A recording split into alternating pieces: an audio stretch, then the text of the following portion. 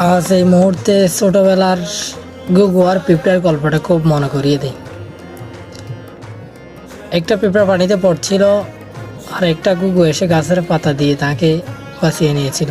এর কিছুদিন পরে ওই গুগুটাকে একজন শিকারী তীর ছোড়ার জন্য আসছিল।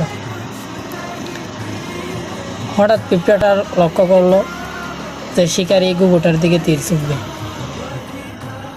কিছুক্ষণ পরে পিঁপড়াটা যখন বুঝতে পারলো গুগুটার দিকে তীর ছোড়া হবে, তখন পিঁপড়াটা শিকারির পায়ে একটা কামড় দিয়ে দিল। শিকারির তীরের নিশানা আসা অন্য কোথায় চলে গেল। উক্ত গল্প শিক্ষা ছিল যে কেউ একজন সাহায্য করলে অন্তত তার বিপদে একটু তাকে কী করা, সাহায্য করা। এখন বর্তমানে কাউকে সাহায্য করতে গেলে টাকা দিয়ে হোক, যেমন কিছু দিয়ে হোক, সেটা নিজের গায়ের উপর এসে পড়ে।